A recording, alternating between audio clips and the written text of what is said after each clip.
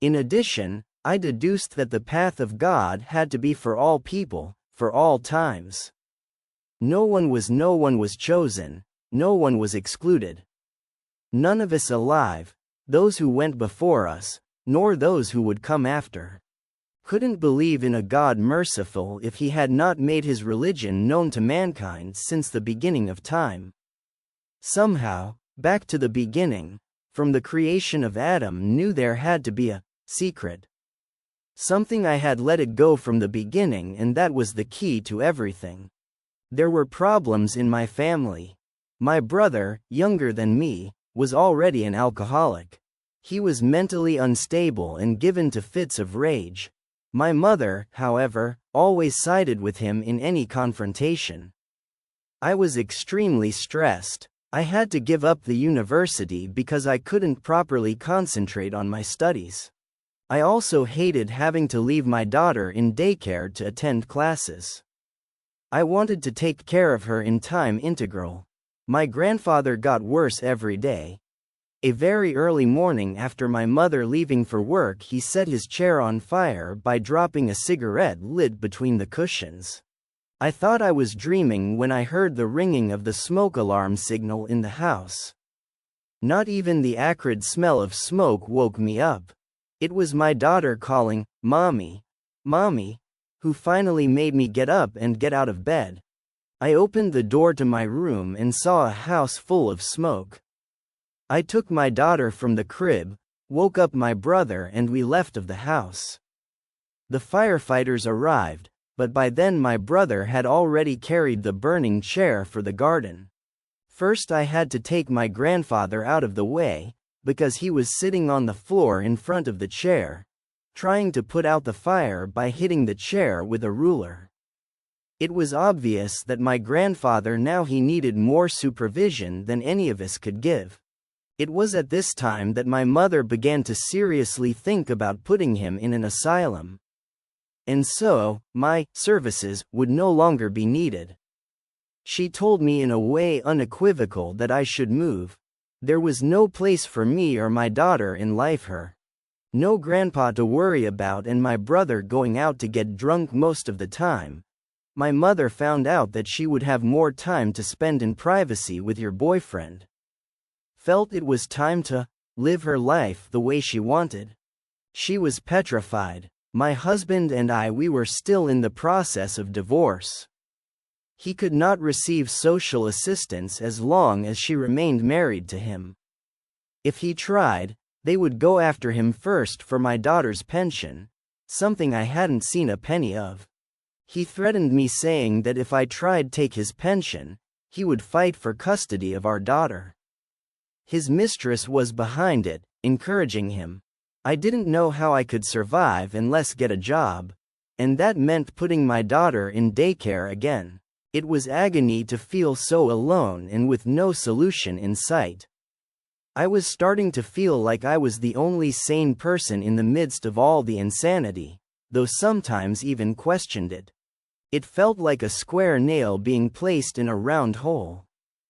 Didn't seem to fit in with the family afterwards that my grandmother died and was slowly being pushed out of her totally. In desperation, I turned to God again, begging for answers to my problems. One day I found myself alone at home. My daughter was with her father and my mother and brother had gone somewhere. In the silence of my room I felt an overwhelming urge to pray. But how? I stopped at the middle of my room not knowing where to start. I stopped as if I was listening, trying to find some guidance in this simple matter of how to pray. The idea came to me that in order to talk to God, I must be clean. As though taken by a force beyond my control, I went to the bathroom to take bath. I took a shower from head to toe. Returning to my room, once again I stood up, waiting for something or someone to tell me what to do next. More once, I was guided in the direction of the answer. I felt the need to cover myself completely. Wear a long-sleeved robe on the ankle height was not enough. I felt like I had to cover my hair too. I wrapped a long scarf around my head and looked at the mirror, feeling strangely comfortable with the way I looked. And although had no idea what a Muslim woman was or how she dressed, there I was, basically wearing the hijab. Anyone who knew Islam I would think I was a Muslim preparing for prayer. But glory to God, at that time, still knew nothing about Islam. So there I was dressed for the prayer and having no idea what to do next. I turned to the window and I stood there, looking out on that sunny day.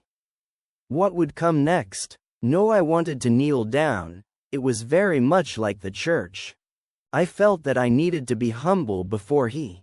I wanted to be in a position of complete submission to my Creator. Remember of that word submission is important.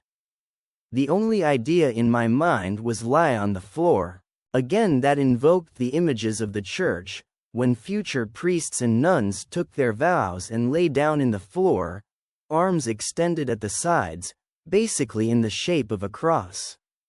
For more that I wanted to humble myself utterly before my Creator, I had no idea how to do it. Finally the thought came to me that I had to kneel down and put my face to the ground. Before you do that, however, I realized that the floor might not be clean enough, and although my room being clean, I felt the need to prostrate on something that had sure to be pure.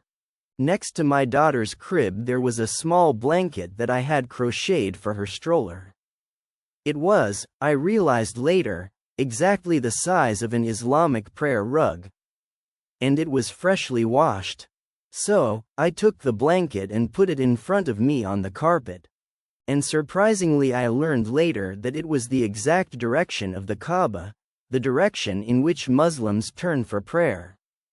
Satisfied that all was well, I bent my knees, propped up my upper body over my hands, and I put my face on the floor.